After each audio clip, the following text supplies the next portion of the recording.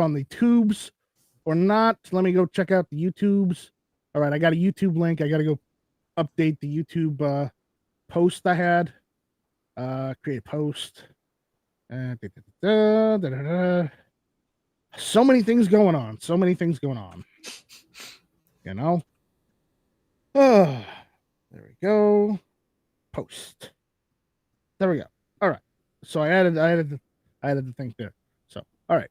So welcome. Tonight we're not doing the Friday Night Strike. We're doing NightStryke Interviews Nopel. That's what we're doing tonight. So I got Nopel here. He doesn't have a webcam, so you won't be able to see his mug or his wonderful green N that Rumble Studio has decided to give him instead of using his avatar because he doesn't have a Rumble account. So maybe you might want to create one later on. Just saying. Yeah, I probably should do that. So Rolus Carvelis, one of our good buddies, is out there. Hello, Rolus. How you doing, buddy? Again, if you comment, guys. You're allowed to comments. If you got any questions for Nopel, you can ask questions too. But I'm going to go through a couple questions first and whatnot. Okay, Nopel, tell everybody who you are and what you do mostly. Why we're interviewing you, that kind of what you do. Sure. Okay, I suppose like the most concise answer would just be I make gun on the internet. Okay, you make guns on the internet. Do you also enjoy regular guns too? Yeah. No, because there's usually a process. It's usually a process where you get your own guns, and they're cool, and then you see that you can maybe 3D manufacture your own, and then you go down a rabbit hole. Yeah, no, exactly. I guess the way I've kind of like thought about that to myself in my head, like those like iceberg picture memes or whatever, right? Like, it's like, I'm somewhere near the bottom of the iceberg at this point of like having moved past like acquire a gun, acquire several guns. Well, build a gun from a kit, etc. Yeah, because my first gun, I built an AR-15 from just a strip receiver. Because all I did was at that time, everybody and their brother was doing. Hey, it's so simple to do it. Just follow this video. So I literally followed some dude's video. I can't tell you who it was, but I followed some dude's video, and I was able to completely assemble it and go off to the races in the backyard because I found out that my land out back was county land, and in most states, if you have county land, you know what that means. Interesting. You have a backyard range, right? Unless and this is depending on what state in the South, because some states require you to have more than 10 acres and whatnot, but I sure as hell have more than 10 acres out there. That's why there's a reason why I call it the back 30. Sure. It's usually that defines the acreage. So anyways, but yeah. So so you do guns and whatnot. Nopel, what got you into firearms? How what happened there? Were you always into firearms? Was your family always into it, or did you just kind of luck into it? Well, I suppose like guns or firearms just in general have always kind of been around them since I was little. Because I mean, like my parents have had guns in the house, and that was never, it was just not something that was ever like addressed. Like it was never like a big deal one way or another. It's just like there they are. And so you kind of grew up with them. Yeah, and like video games, right. Well, I think I mentioned this to you last time we spoke, but like Perfect Dark was like one of the first video games I ever played, and it was like I took a liking to it, and like all the wide variety of like, well, some guns are based on real guns in that game, but I suppose most aren't. But like it was just enjoyable, and mine was a little further back, but yeah, it's like the first gun game I really liked. Wolfenstein 3D. Yeah. You that's the one that started it all. Because Wolfenstein 3D actually predated Doom. Oh, really? I didn't know that. Yeah, Doom came out in 93. Wolfenstein 3D came out in 92, I believe. Huh. Interesting. Yeah. But Wolfenstein 3D was actually a remake of another game, Wolfenstein. So, and that was just one of those old Atari games where just kind of it was like a map overlay game where your character one moved around. It wasn't as good. Yeah. The 3D part really gave it its own. But yeah. Okay. So you just kind of grew up. Just like video games, and like had when I was little, like had Nerf guns. Like when I was a little older, had like airsoft guns. Oh, who didn't have the Nerf guns when they were kids? I had plenty of Nerf guns. You know what else I had when I was a kid? I'm a little older, so it goes further back when they used to be cool. The big thing when I was a kid were super soakers. Oh, okay. Yeah. You remember hearing about that, or at least seeing like a commercial at one point? Yeah. Right? Yeah. It's like I had gotten one of the ridiculous super soakers where it had the backpack, and then you had this pump cannon, and you literally just shot streams of water at your friends. Yeah. And it would not go out until the backpack went out. And I love that thing. So, I always won the fights. Yeah. But water pistol fights used to be a thing too, but you don't have that anymore either because guns are bad, okay? Yeah, that's a good point. That's not something I've really thought about in a while, but yeah, you're right. I haven't seen anyone. I mean, you may be a little younger than me, but still, Well, I mean, I remember like seeing people playing with water guns and stuff at the park for occasionally during the summers, and that's not something I really see anymore, and I don't think I've really paid attention to that. And if you weren't playing it at the park, you were playing it at school, like after school or something, or you were out in your front yard or your backyard with your friends. Yeah, I very much remember having water gun fights at school. Yeah. So, it's just that's one thing I loved to do as a kid.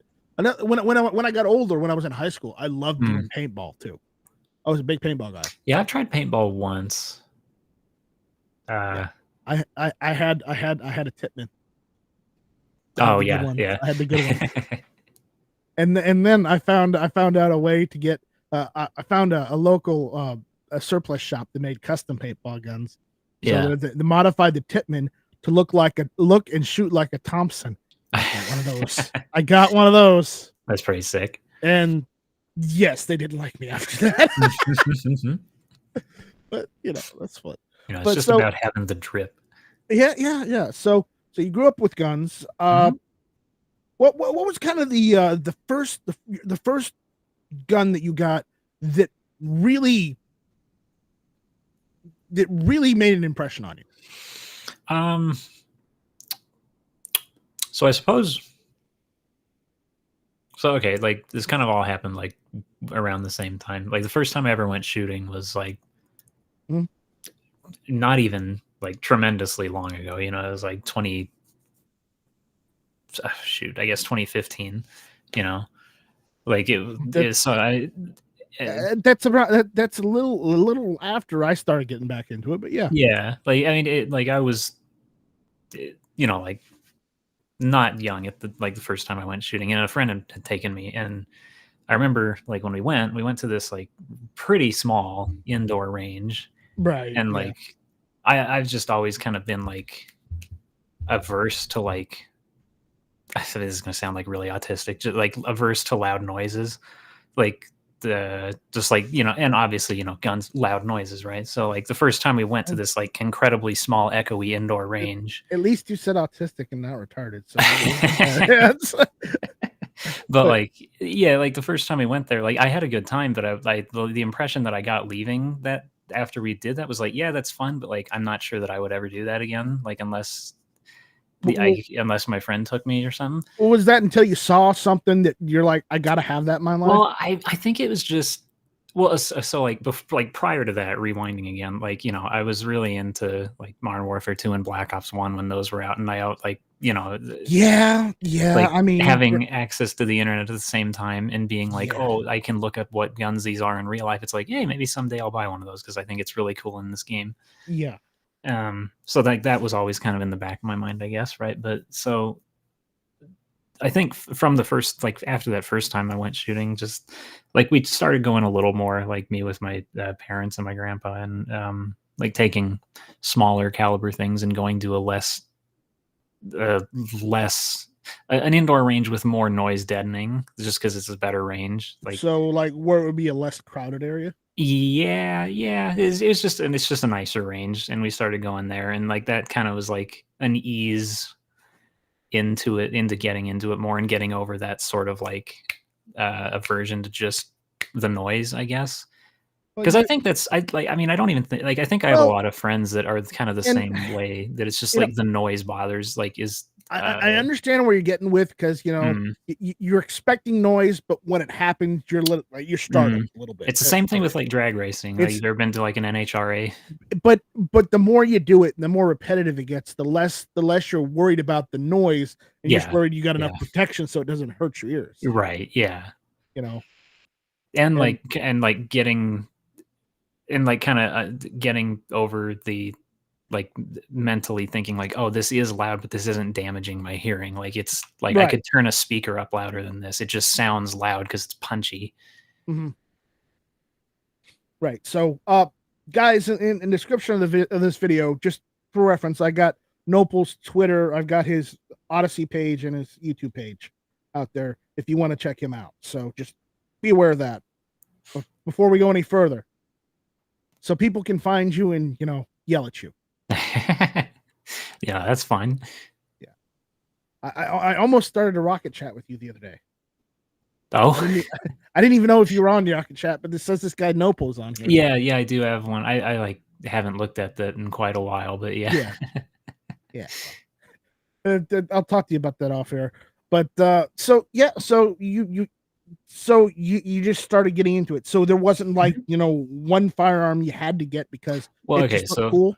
so yes, sort of. So okay, like Because there's moving always on got to be from one. right, yeah. So like moving on from that, it's like this was, I guess, again, not that long ago, I suppose, but like back when AR-15s were still not like dime a dozen cheap. Right. So it was like, it was like, oh, like an M4 clone, something thereof would be cool to have. And so one day, um, my dad bought me one as a gift, and I was just completely not expecting it. And Oh, so it's the gift one that yeah, got you. yeah, like it was like that, But like there's nothing wrong with that. There's nothing no, wrong of with that. course not. No, it's but like that was just like the pinpointable moment of like, okay, like now this is the start of this iceberg that we're now traveling Yeah. downwards. Well, see, when I built my first AR-15, Mm, okay, I mentioned this, and when my dad and my mom found out I built my own AR-15, mhm, I took my dad out to the backyard, and I go, "Hey, we can shoot in the backyard because we got like 40 acres." So, right. and he's like, "We can?" I go, "Yes, it's county land." He's like, "Oh, that's right, it is county land." And he goes out, he sees me shoot it a couple times, then he goes and shoots it, and he's like, after him going through the second mag, he was like, "Build me one." That was Yeah. what my father said. "Build me one." Was it, were you kinda, like, timid to shoot outdoors like that for the first time? Was it, like, kinda sketch, like, "Oh, Oh am I no, gonna get in I'd trouble," been type of thing? personally, I had been shooting it a couple times already. Mhm, I'd done a couple test shots, and then every so often when I'd go to Walmart, when Walmart still sold ammunition, mhm. I'd get a couple boxes of Tula, and I'd go out in the backyard and just have an afternoon, Yeah. you know, Mhm. and then my dad's like, you built that AR-15. I want to shoot it. And I go, okay. So we go out in the backyard, and like after the second magazine, he's like, build me one. Yeah, yeah. So I built him one, and then he saw I had another one, and he's like, I want another one. And I go, okay. I made him another one. So Like I just remember the first time oh, me and a friend went outside just to public land to shoot, mhm. and just, like, not on a range or anything. Like, I remember being so sketched out by that, just, like, getting out of the truck and just kinda, like, starting to shoot at the side of a hill. Yeah. It's like someone's gonna It's come and, like, it's arrest us. it's more liberating Yeah. doing it on either on your own land or land you're allowed to shoot on Mm. than it is to do it to shoot at a range. Because Yeah. I've shot at public ranges. I've shot at indoor ranges, and honestly, I enjoy shooting in my backyard range mostly. Oh yeah, Or yeah, we're going with friends and shooting in their backyard instead. Mostly because you don't have a range officer telling you how fast or how slow you have to fire. yeah, yeah. And And I will say, like, all the and ranges. I don't mind if Sorry. people talk to me or bug me at a range about Oh, for sure. guns, about what I got, or Mhm. what, or to show, or if they want to show off what they got. I love talking about guns. I love seeing guns. I love shooting Same, them. yeah. So it doesn't bother me if somebody wants to talk about stuff, talk about guns, and have a fun time at the range. That's not the bothering part. The bothering part is when you have somebody who's power hungry on he's only there for safety. Yeah, yeah. I'm sorry to go on a tangent on that, but that kind of thing bothers me. Yeah, no, I mean, it's like, I see all these horror stories on, like, just on the internet, and it's You people see a being lot of like, them on Reddit too. yeah, yeah, just people being like, "Oh my god, this range is, like, so restrictive," or whatever. It's like, I'm like, the area that I'm in is, like, all the ranges around here are very lax. I mean, they're, like, safe, they're they take themselves seriously, but they're very lax about, like, being, up your ass about anything. Yeah, yeah. Well, one of the ranges I go to is the one in Somerville. When I want to go to an indoor range, is the Mhm. Somerville Palmetto State Armory location. Mhm, mhm. That's the one that Donald Trump visited last year. Oh, really? Huh? Yeah, yeah. He visited it. He's like, "Whoa, this is a great store." Of course, his Yeah. son, his son Don Jr. was there to help him to Mhm. explain some of the things of why stores like that are necessary, and why it, like, every American should be able to come into a store like that, and enjoy their freedoms. Yeah. Yeah, And it's, once he was there, they even schooled him on, like, the pistol frame receiver, and mhm. the pistol brace thing, and the receiver thing, and he's like, "Wow, nobody actually sat down and explained it to me like that." Yeah. And Yeah, I mean, that's he was more receptive when you just went and talked to him like an actual person. mhm. Well, I mean, and And that's and we well, like, and 2 point or we sorry, need go we ahead. we need more politicians like that. Is all I'm gonna say. Oh, for sure, but, like, 2 points on that, like, 1, like, Don Jr. actually came and spoke at the local range here, like, several years ago, and Mhm. we went and saw him and met him and everything, and, like, same thing, he was, like, very nice, very, like, receptive to, Yeah, he's like, everything. I've heard he's got quite the collection too. Mhm. He's Yeah, got no, quite the collection. yeah, he kinda talked about that a bit that day too, Yeah. like, I don't um I don't blame him. It's your Second Amendment right. I mean, I've seen pictures of Charlton Heston's collection, and I don't know if oh, you've ever yeah. seen pictures of that Yeah, collection. yeah, yeah, mhm. But man, I liked him in the movies. I liked him in the movies, but I really liked his gun collection. Mhm, mhm. And again, who didn't love his catchphrase from My Cold Dead Hands? Yeah, yeah. You know? Well, and it's like, I mean, there's probably a lot of celebrities that are like that. I mean, like, Post Malone's one that people know of because he's pretty open about it, but there's more Y- that are like that Yeah, too, they're just not gonna say anything. who is another like that? You'll never guess. Mhm. Kurt Russell's Yeah. like that. Okay, yeah, I could see that, yeah. Kurt Russell's very pro Second Amendment too, and I didn't know that at one point. So I was like, good. Yeah, no, that's interesting. So yeah. All right. So so the M4 AR-15 variant was your coup de grace. Mhm, yeah, that was Is the one that really caught you. what's it called? The gateway drug. The gateway drug. Yeah, yeah. I mean, I built my first AR, and that only went downhill, because then I'm like, well, what are some other guns that I want? I'm like, Yeah. well, I want an M1 Garand, and I found out how much they cost. Mm. And then I heard about CMP, and I'm like, let me see how much they cost at CMP. And I looked at the price there, and I'm like, that's doable. Mhm, So yeah. I went and got an M1 Garand through the CMP. And if you live in a free state, the CMP, as long as you fill out your paperwork and you live in a free state, the CMP is allowed to send it directly to your door. Yeah, yeah. But you got to live in a free state where they allow for that. So how hard of a process was that? Because I've looked at it but I've never really kinda looked into it too Well, hard. let's go over that a little bit. you have to have proof of shooting sports. So either you have to have like some scores and documentation proving that you were shooting in a competition, or you have to have a concealed weapons permit. That counts also well as part of being part of the shooting sports.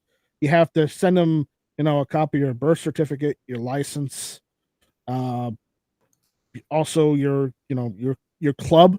And the easiest club to get into is usually it's between $25 and $35, and it's called the Grand Collectors Association. They accept anybody, so you just pay your dues. They give you wonderful magazines about collecting, maintaining, and what all the different dates on and part numbers on the Grand are, and they have wonderful magazines they send you every month.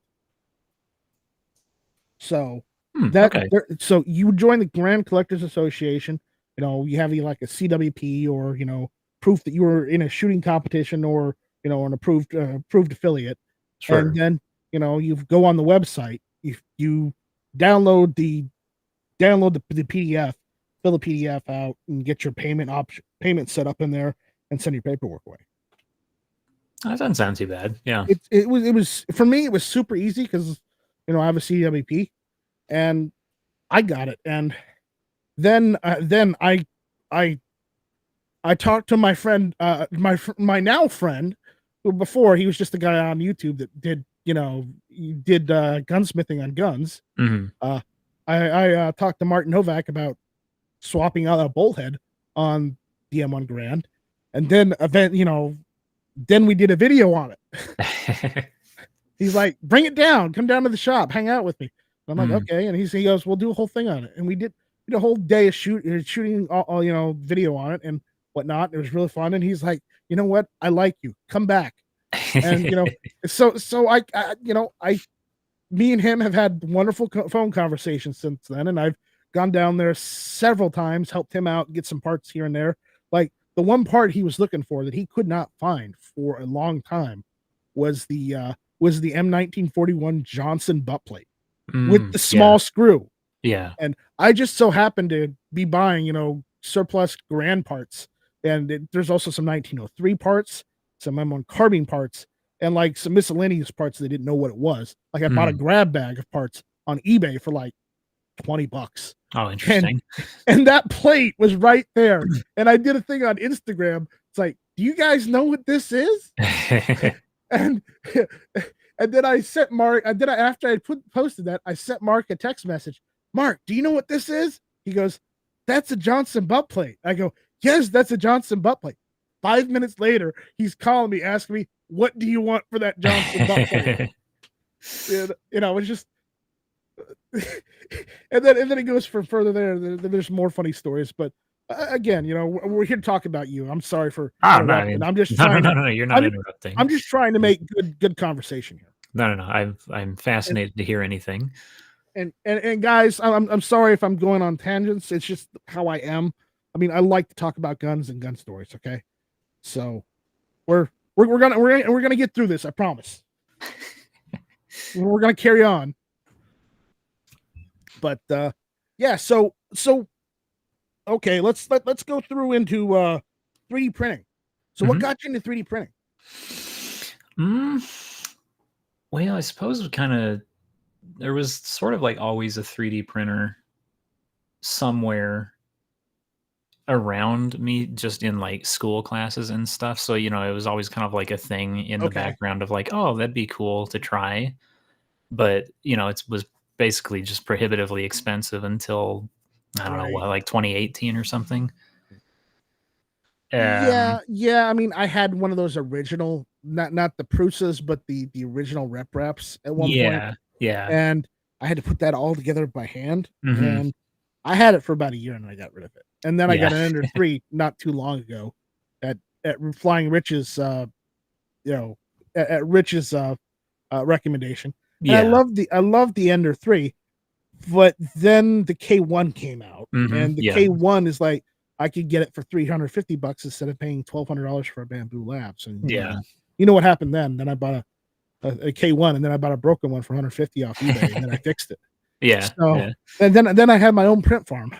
Yeah, that's like it's Yeah, it's just like crazy the technological leap in the past year or two in 3D printers, commercial 3D printers, I should say. But Yeah. I'm gonna do I'm gonna show off one of your let's see, what is it? I'm gonna show off what you're known for right now. okay. So I'm just trying to get the tab. Okay, because I'm getting the pictures off Reddit because you post the pictures on Reddit. Yeah. So yeah. Okay, there we go. All right, this is one of the earlier pictures, but I'm gonna turn my camera off so everybody can see. All right, see, this is what he's known for. That thing is beautiful. Thank you. I ran out of black filament, so I'm using royal blue filament now. A good color combination. Well, I mean, I don't know how you figured that out. Figured out that would work in that kind of configuration without that whole thing breaking off at the end. Because normally at the end of the barrel where the chamber is, that's where you would see a crack. Like up around where the like muzzle ring was kind of at the front, you mean? No, I mean here, let's see if you can see my see.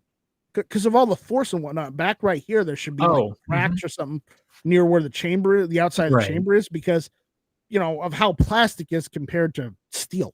Sure. Yeah. The force of the round being fired should cause it to shake and expand, and then so it sort of did on like earlier versions of it. It did kind of cause some cracking in that area because the tolerances were just a little too sloppy, just by like 100th or a little more than that of an inch, but like getting everything really tight and really just solidly held together, like that's pretty much remedied that.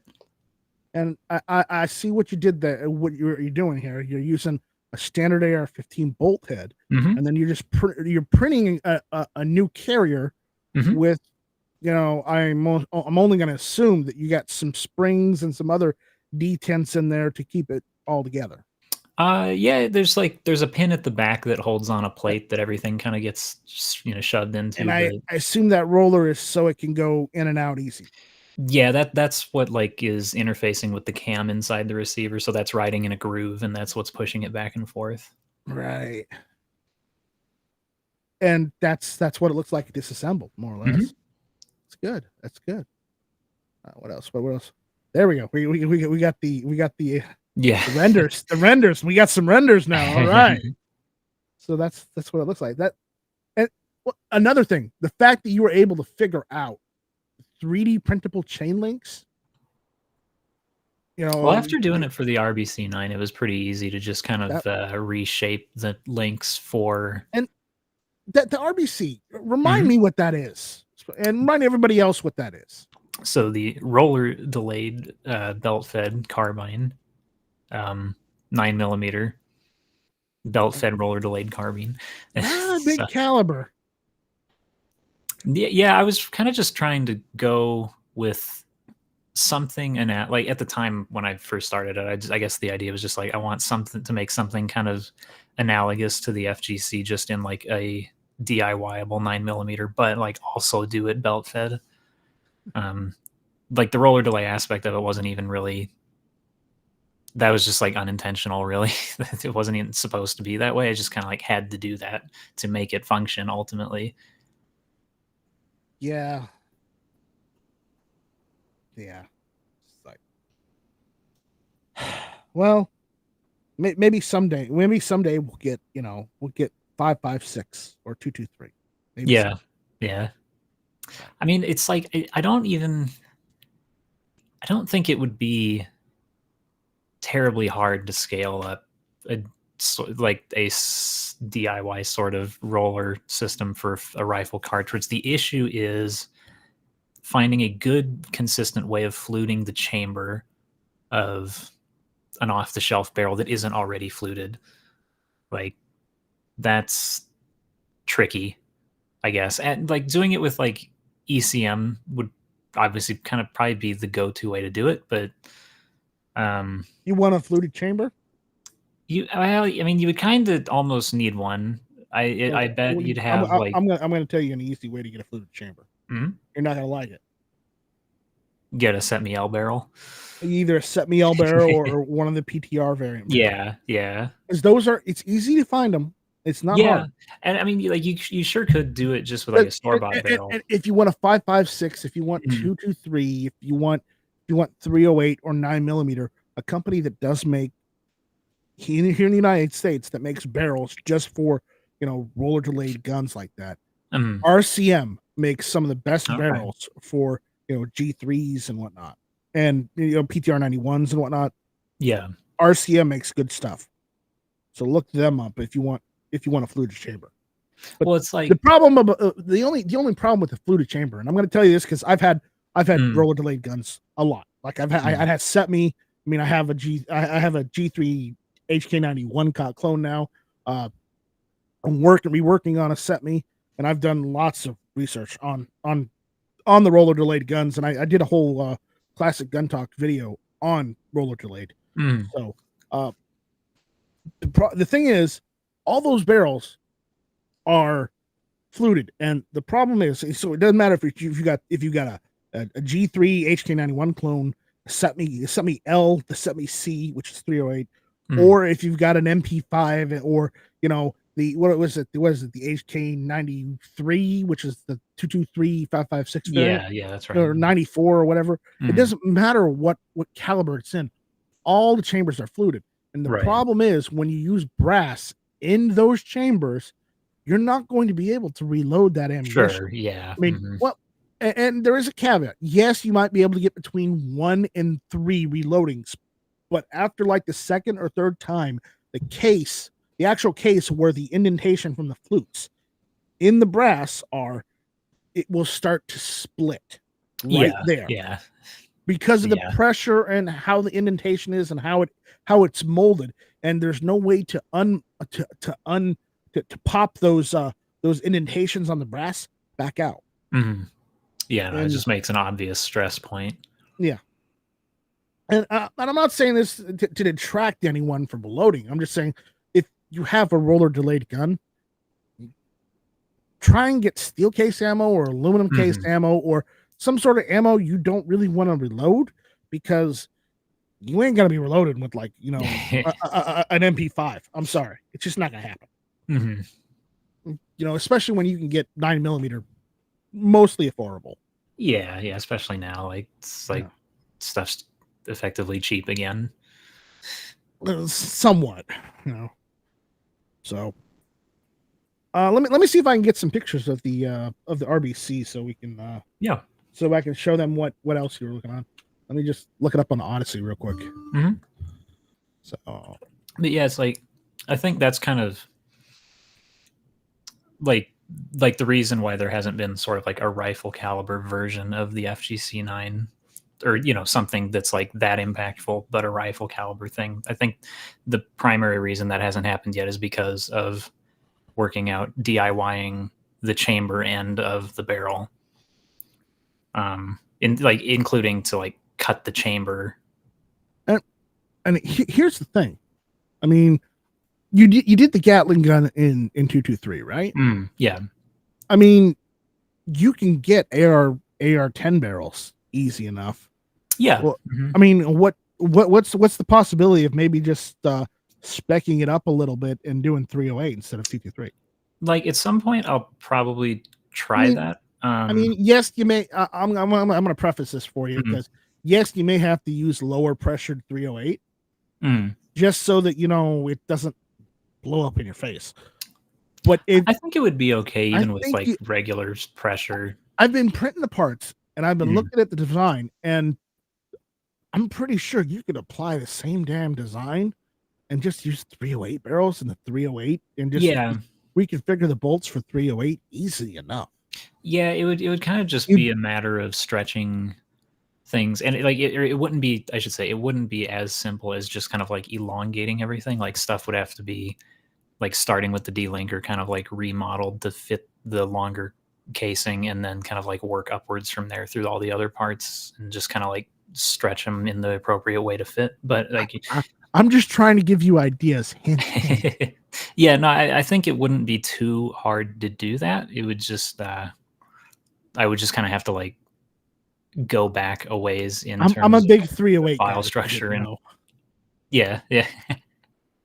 So here, I assume this one's yours, or this one's somebody's at least. Let's see. Let me screen share for everyone real quick. Yeah, that one.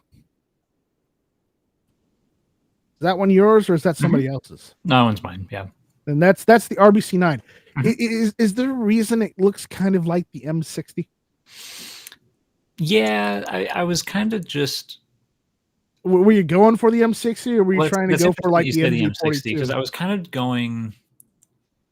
I don't know. I guess I wasn't really. So I was trying to very intentionally like at the time I didn't have much hands-on experience with like belt fed anything aside from an MG42 and an SG43 kit that I had. Like those were the only two like real life references that I had.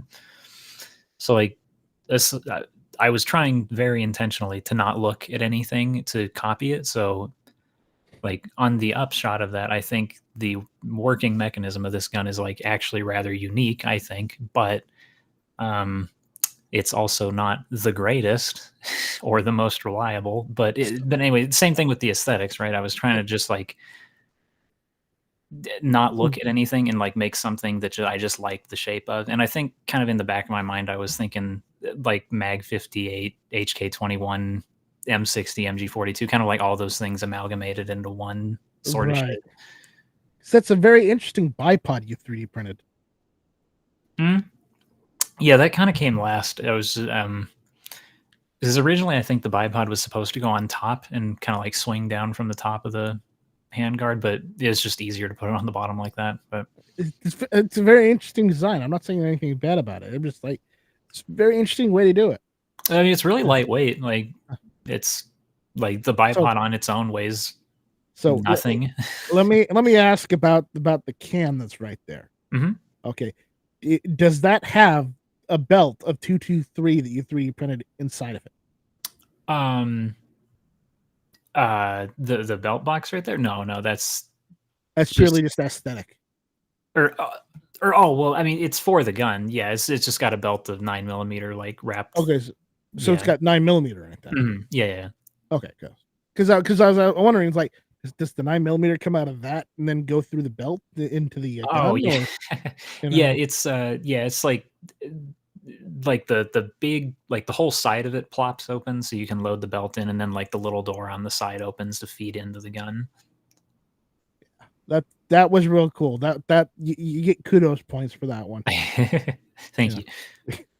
Because yes, we expected you to 3D print gun parts and whatnot, but we did not expect you to 3D print the actual drum for the belt lengths. That's going above and beyond.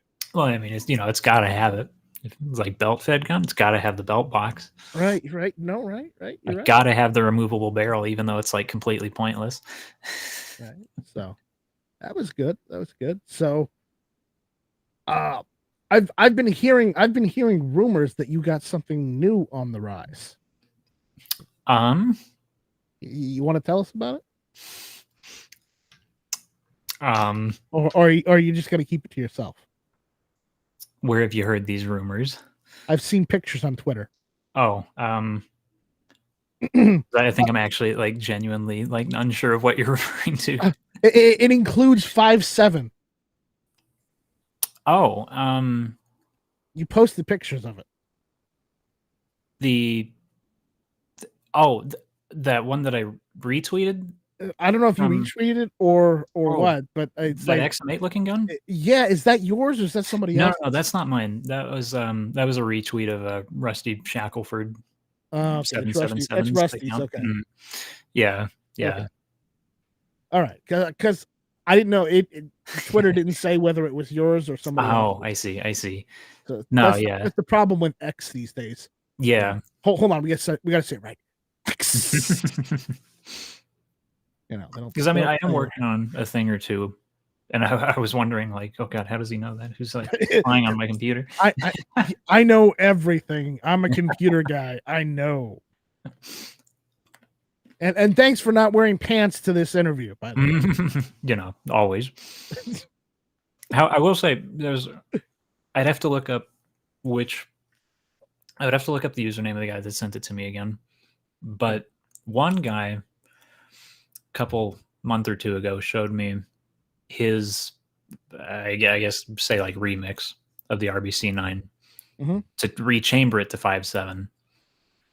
And I mean, 5.7 wouldn't be that much harder than 9 no, it'd be pretty much the same. It would just need new belt links and maybe like a little different geometry in the feed tray. But he was showing it to me, and is really interesting the way that he's doing it, because he like changed up the receiver to be constructed a completely different way too.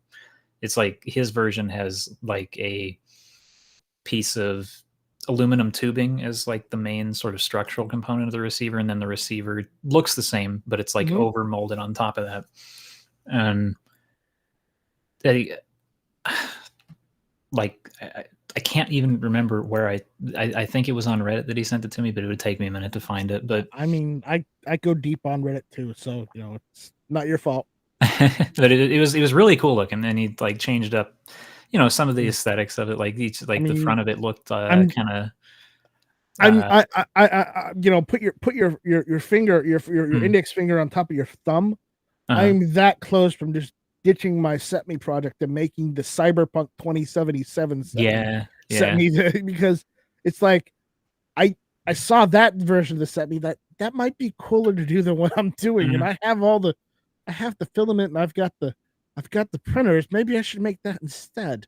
Yeah, I mean, it does look pretty cool. Like that was kind of like I never really liked the looks of the the Amigo Grande, I guess. Like the one before that. The Amigo Grande. I mean, I was all for it too.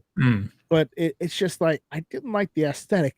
With like the 2077 Set.me, that kind of blindsided me, because you know I like Cyberpunk the game, so yeah, no, it does look cool. So, and I mean, I know that the Amigo Grande was, you know, there like was definitely like a function over form type of thing, but still. Well, you still use like half of the Set.me parts anyways. Yeah. But I don't know if you saw, but I was on Reddit earlier today, and I saw that someone made a subgun pistol from Cyberpunk. Did you see that? No, I don't think it is. It just on VOSCAD? It was just on VOSCAD, yeah. Let me see. Is it the white one? It's like, you know, Wait the Samurai. I see. Yeah, that's cool looking. Yeah, I saw that. And I'm like, I've seen that gun before. That's in Cyberpunk. You know, it's like, well, what you know.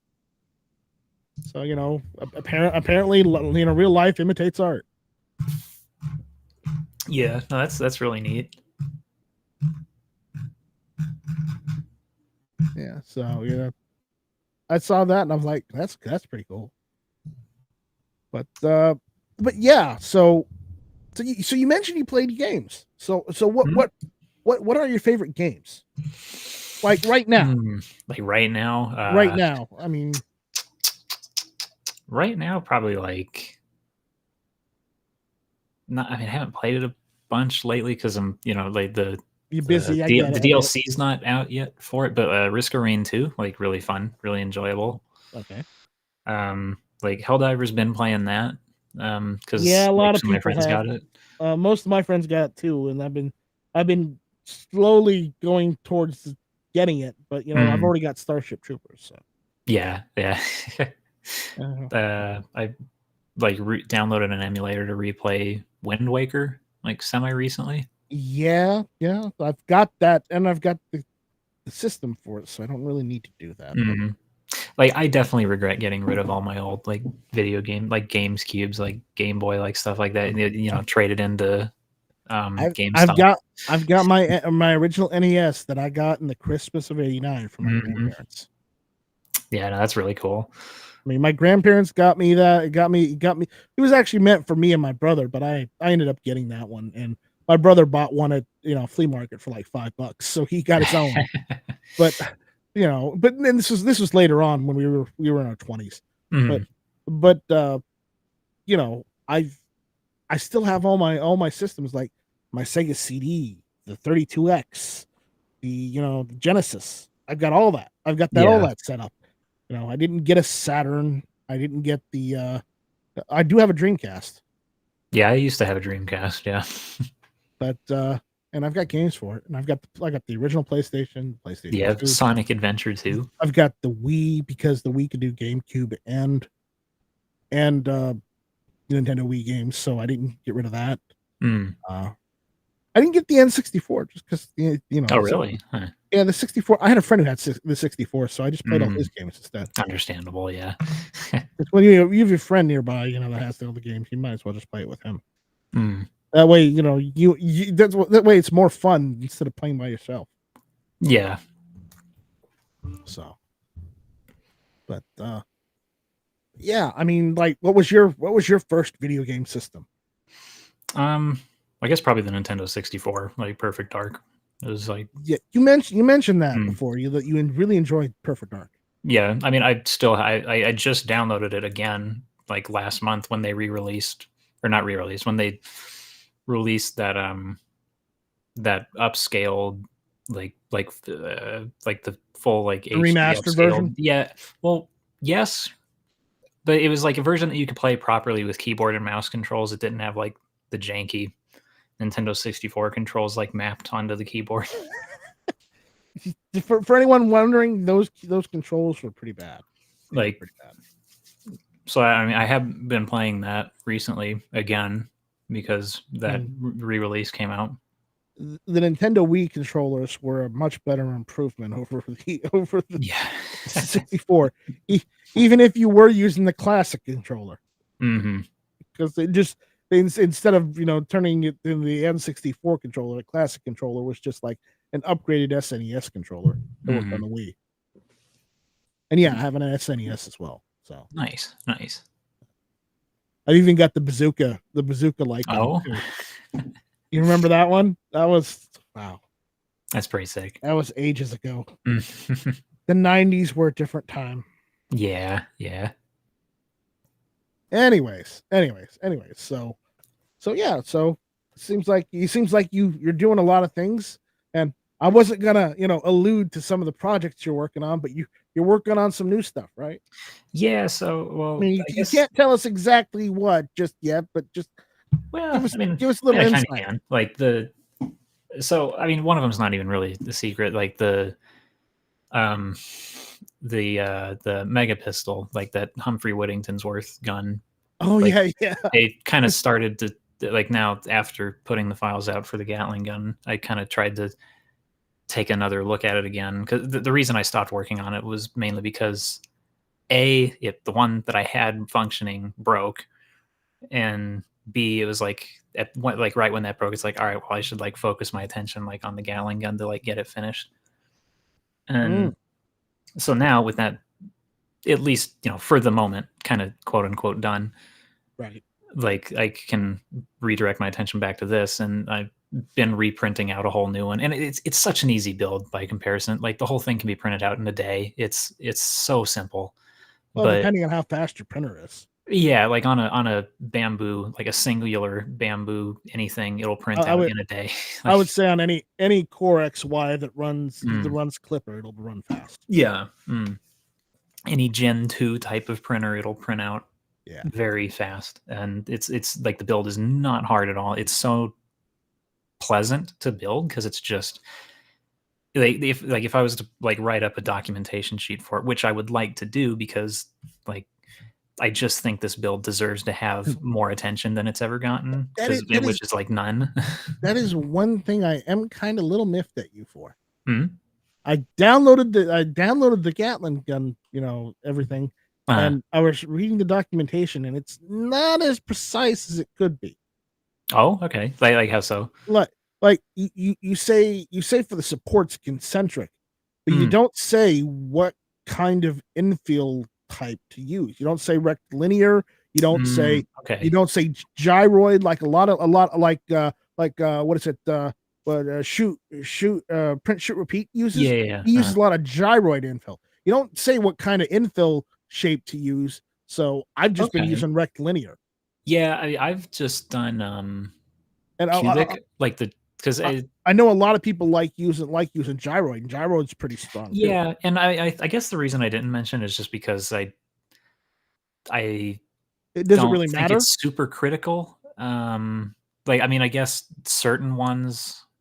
Like I know for the RBC, like a few people sent me pictures like several months ago, and I could see that like the infill they were using was like for sure not helpful in any way. Like I was like, why are you doing that? But like, I don't know. So I don't know. In general, I guess it's like it for the most part doesn't matter as long as you just kind of like think about it for a second and be like, all right, is this actually like useful infill or not? And like if it is, then it'll probably be fine. But like I just use cubic for everything. Like it's not even that dense, just like 15% cubic. Okay. Let me show you what I've been working on. Mm-hmm. All right. See, as I said, royal blue. I like it. I like it. I mean, I'm gonna smooth out the rough edges and a little bit of the stringing. I'm just gonna go over it with like go over it lightly with either a heat gun or possibly just use what you call it the soldering iron. Go over just real to make it smooth. Sure. Yeah. Because that part right there is where the supports were, and it was it when I removed the supports, it was a little stringy. Yeah, and like for this like. I mean, I did write down some of the support things, but generally, it's like I didn't like. I know people have like their own preference of infill and support things. I didn't want to like. I just use an auto tree support. Yeah, and I use it. I use the slim version instead of the and see, like I don't really use tree supports much ever. I just do like the normal accordion with no walls. I did that, and then I had problems of removing it from anything I wanted to show off. Yeah, it can be hard to get that dialed in right, but like at least not like for my Ender and for the Creality, like the CR10 that I had, it was like hard to get those dialed in. Like on the Bamboo, it's done really well with like easily removable supports, I think. Right. But I have done some parts, and it seems to be working. It seems to be working. I haven't put anything together yet because here's the one problem of what I don't have right now. I don't have a heat inserter. Oh yeah. And I just use a soldering iron. I don't have the brass heat inserter, not the soldering iron. I have one of those wood soldering irons. Oh, okay. Yeah. Where it gets up to like 300 or 400 degrees, and I'm like, I don't want to use that. Yeah. So I'm gonna have to get one. I'll probably just get one off Amazon, one of the cheap ones. Yeah. I mean, yeah, I've just always used like the soldering iron we've had around the house forever with a little cone tip on it and just push them in. Right. So that's what I've got. So mine's the B1 version. So if you've got a more recent version, let me know. No, currently that's still the most recent one. The only change, I don't know if you saw it on Twitter. I saw the change on the cog, and I'm like, well, help a brother out. Well, I uploaded that to Odyssey. Send me the STL. I uploaded it to Odyssey too. It's just like a singular STL download. You're killing me, Smalls. You're killing me. But yeah, I was really surprised by that because the guy on the Are We Cool Yet Matrix chat, I guess not, it wasn't strictly on their chat. He was a personal message on Matrix, but he showed it to me, and I was like, because I didn't have any problems printing it, but that's just because it automatically infilled that gap layer with like just another layer, and it just called it like an overhang. So I didn't even notice there was an issue with it. And then like when I looked at the model after he showed it to me, it's like, oh no shit, you're right, I did mess this up. Like, oh boy. I like it will print fine without the new one, like depending. I guess his didn't. I don't know what he was printing on, but like but anyway, yeah, so that was just like, well, he fixed it actually. Like he was just like, here, I like just connected the two parts. It's like, oh, thank you. So I'll print that out later. But yeah, but yeah. So far, I've got like half of it.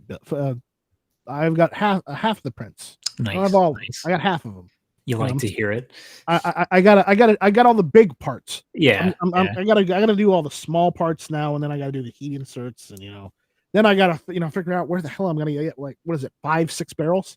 Yeah, yeah. I know where to get the bullets pretty cheap, but it's the barrels that's getting me. Well, when I got them, KM Tactical had like a good sale, like for $50 a piece for those barrels, and it was like, damn, all right, I'll take 6. Yeah. So. But And that's what I was saying about the other one. Like after printing out the Gatling gun, it's like such a big, like physically big project. Like everything's so long, and then like to go to printing out that mega pistol, it's like, oh my god, it's done in this part's done in 2 hours. Okay, yeah. Guys, do not use a drill on the 3D printed Gatling gun. Yes, no one would. We would never. You don't do that. That's bad. Okay, I'll get you in trouble. Don't do that. Yeah, like yeah. So don't do that. But the hand crank is fine, and I liked the idea of the hand crank, like that way, because I can use modern ammunition instead of use like have to use the old style Gatling ammunition where you had to feed it from a rectangular tube, and it just put it in the top and it went all the way down. And oh, actually, like funny that kind of made me think of it. Like I was just playing with a D-Linker the other day, and I think if you like flip the gun around like upside down and like had an attachment for it, you could in theory feed it like a hopper feed. Like if you just loosely drop the rounds into the D-Linker, it'll still pick them up the same as if they were on a belt. You know the Gatling gun I'm talking about, like the 1860. Yeah, like the brass one, like the classic with the long ass magazine with the classic magazine on the top of it. Yeah. Let me see if I can find a picture so people know what I'm talking about. And I want to give visuals because it's required. There, yeah, that's a good picture right there. Oh, full screen. And there we go. Come on, zoom out. All right. Screen share. I'm sorry, I'm trying to do things all over the place. This is from Rock Island Auction, but that's the magazine I'm referring to, because literally what they would do is they would connect this to the gun, and then they would just feed it from the top. Yeah, while it's just gravity while it's connected to the gun. And the problem is, the bullets didn't always go in straight. Sometimes they went in backwards. And then at that point, you got to pull the magazine out, pull all the ammunition out, and then reload it. Yeah. And that's the fact that you were able to do something like this with 3D printing is just amazing. I mean, honestly, like, it really wasn't even. I know you may not think it's amazing, but it is. Well, I mean, I'm glad people think it's amazing. I mean, I do think, I'll give myself credit that I think it's very, I don't know, I suppose interesting, but at least give yourself 15% of the credit. Well, I guess what I mean to say is it just really wasn't that hard to conceptually model out the thing. It's not. Well, it kind of is, because sometimes it requires engineering. Yeah, but it's like, like it is fundamentally like 6 bolt actions on a spinning mount, more or less, and it kind of just self-actuating. Really, like the D-Linker is really probably the hardest bit of it. Like if not for that, it would just be easy to design. Well, we had talked about this before, but it's better than doing something like this where you just put the guns together. Yeah. The SKS Gatling gun. Yeah, and I mean that's cool, but yeah, where they just put the guns together. They put drum mags on it, and then they just do the hand crank. We operate it manually. I mean, it's better than doing something like this, because this is just ridiculous. That sort of reminds me of a picture I saw the other day that there was a picture of a South Korean because they're not only using the Chinese and Russian ones, they're also using Yugo SKS. Yeah, those 3 Yugos on the right side. Yeah, it's like you couldn't get all the same type of SKS. You couldn't just buy a crate. Well, they're just like jank maxing. I know, right? Look at that. It's just like, wow. Use all Yugos? I mean, I do like me a Yugo SKS. Like, I prefer that more to the other two. I only like it because the grenade launcher, really. Yeah, but I mean, it makes it look cool. Like, it's got the not that you're gonna ever use it, but you might be able to get shock rounds. Yeah. But, again, so. But no, I saw a picture of a South Korean like roof-mounted sort of anti-aircraft like Gatling or minigun, like one of those like I forget what they call it. Was it a Gao 8 or something like that? Something like that. But it was their own like domestically made one, I think. But I noticed in the front, the barrels is very interesting because I hadn't seen this on anything else before. The barrels were not all straight. They were all pointing in like every other barrel was like pointing in like a curved sort of off-centered direction. And I guess that makes sense for an anti-aircraft. They might be canted for. Yeah, like it's like they're all canted on purpose, I presume, to like make the spread to make the spread for the anti-aircraft fire like a lot broader. But that was interesting. I don't think I've like noticed that on anything else. Yeah. So yeah, it's just there's a lot of stuff because while yes, it's a gun I'm probably gonna get later on, but I am looking for a K2. Yeah. Speaking of South Korea, I'm looking for one of the Daewoo's because and the K2 is the collapsible stock one. It's either the K1 or the K2. I'd rather just have the fixed stock one. I don't care about whether it's the wire fixed stock or if it's just the normal fixed stock. I don't care as long as it's got the pistol grip. Yeah, not the DR200 or whatever. Well, the DR200. No, that is the DR200. Like you. That's like the thumb hole stock one, isn't it? You can convert the thumb hole to pistol grip. It's fine. Oh yeah, and that's what I would do. But I would rather have a DR200 instead of the 300. My friend wants the 300 because he'd rather have it in 7.62 by 39. Yeah, I'd rather have the 200 because I like 5.56.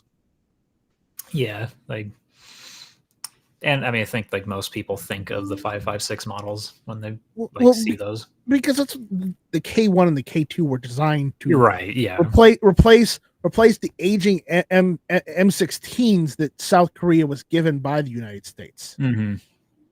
And while they still have some of those M16s, they're not using them. Right. Yeah. They're using the K1 and K2s, but they've made changes to it. The funny thing, since we're talking about this, have you looked at the K2 bolt? How that goes together? It's like a weird cross between an AK bolt and an AR-15 bolt. Yeah, let me look it up. I think I've seen it. Let me see if I can find a picture. Oh, yeah. Okay. Yeah, it's like an AR carrier with like a long piston where the gas key should be. Yeah, it literally looks like an AK bolt and an AR-15 bolt had a child. Yeah, that's interesting. And I only assumed they did that because they had a bunch of North Korean AKs that they had probably confiscated at some point, and they had M16s, and they decided, why don't we just make our own? Yeah. I mean, hey, it worked, and if it works, well, more power to them. Mm-hmm. Yeah. But it's just weird. Let me see if I can get a picture for everyone so everyone knows what I'm talking about. Okay, because the way this thing looks, it's weird. I found a picture. I found actually a really good picture. So here. Let's see presentation. Here we go. This is what the K2 bolt looks like. And as I said, it really is a cross between an AR-15 bolt and an AK bolt because listen, you got the rear spring with the detent for like the AK style right there, and then you've got the AK style where it curves over the bolt, and you've got the piston there, and then it's got an AR-15 bolt on right there on the carrier. That's ridiculous, but that's what it looks like. Yeah, that's very cool. That's like interesting to see like what derivative designs end up being.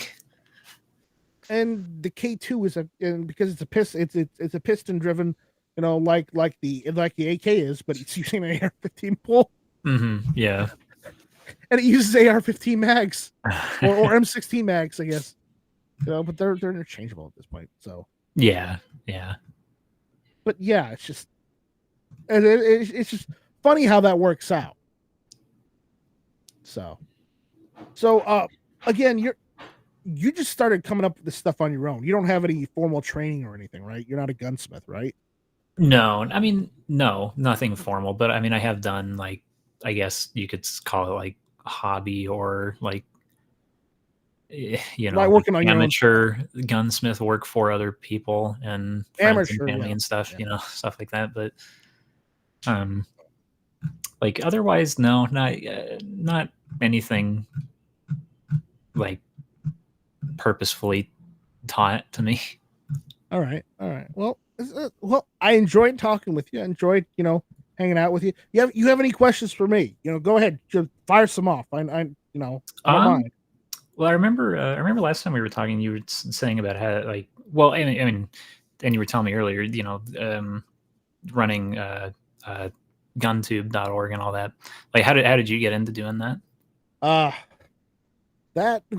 I mentioned before, I did I came up with the idea after the first adpocalypse, and I decided to just, I couldn't get guntube.com because, well, one person owns guntube.com. It is for sale. The problem is, I don't have $10,000, and that's what they want for it. And at that point, everybody's gonna be like, no. Yeah. I mean, unless you got like FU money, FU level money, to where you can just spend it, you don't give a damn. But I don't have that kind of money, so I got guntube.org, and I just started it, and it kind of went downhill from there. and I say downhill because, well, I'm not going up. Well, I mean, it is hard to compete with YouTube from any angle. And I'm not really even trying to compete with them because I want people to post content that they can't post on YouTube. Well, I guess I shouldn't say compete, but like just kind of exist in that same space. Right. And it's hard to keep things going sometimes. It really is, because it's not easy. And you think it would be easy, but it's not. I would think it would be hard. Like I wouldn't even know where to start for something like that. Well, you have to have software, you have to have servers, you have to have data center.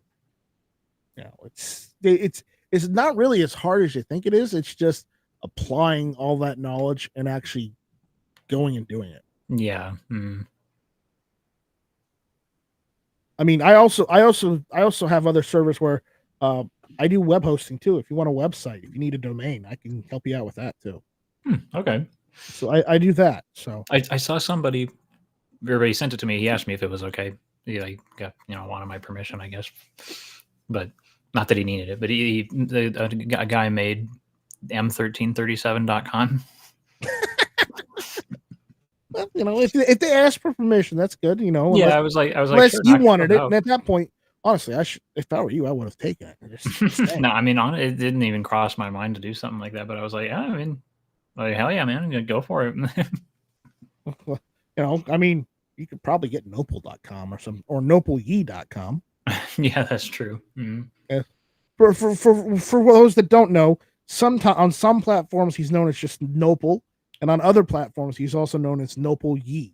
YEE. Yeah, it kind of just depends on whether they ask, like, they require a last name or not. Yeah, that's how I got NightStryke 1 on YouTube. It's because they require me to have a last name, so I'm like, okay, how about the number 1? Yes, we'll take that. I'm like, score.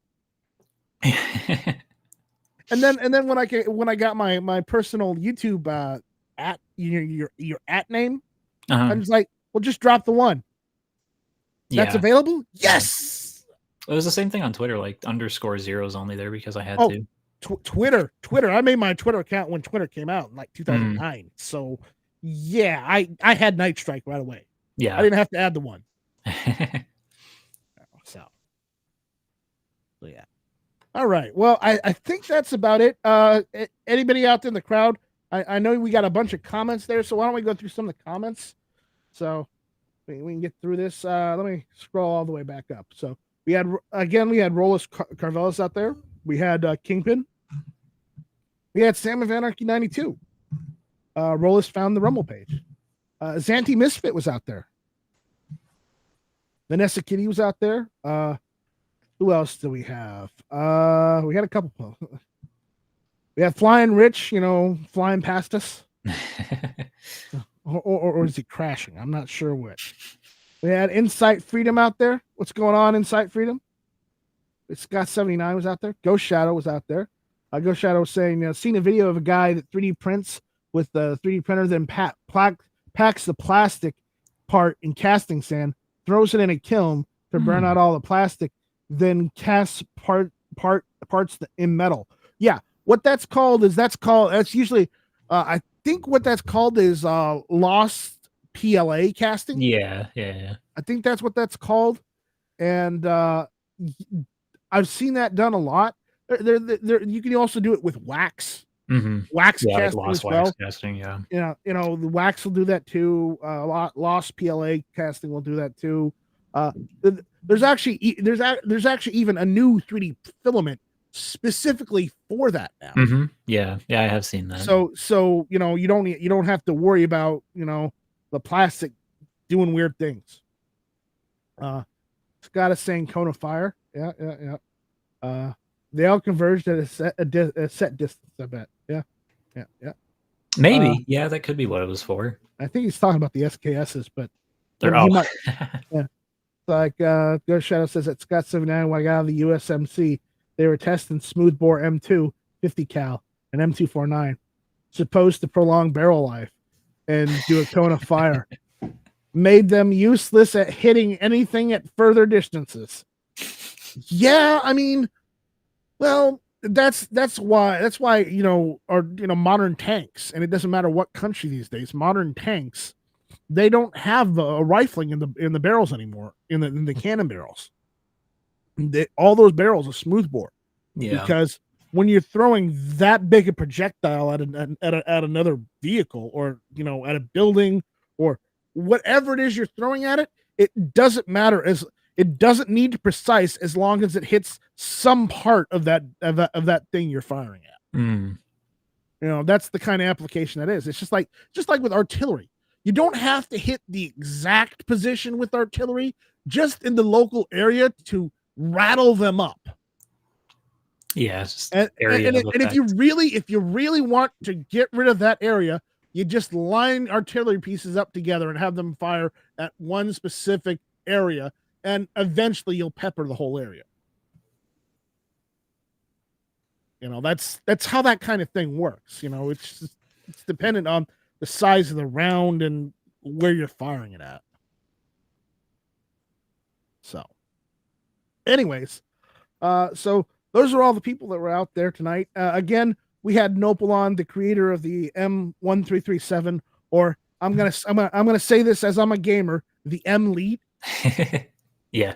Beta 1. Yeah. That's what the B1 stands for, by the way. So I want to thank you for showing up, Nopel. You didn't have to. You could have done. You could spend your Friday night doing something else, drinking beer, eating Cheetos, surfing the internet, playing Call of Duty. I got a bowl of cashews in front of me. We're good. Well, oh man, don't tease me with a good time. But anyways, thank you for showing up and hanging out. Yeah, thanks for having me. And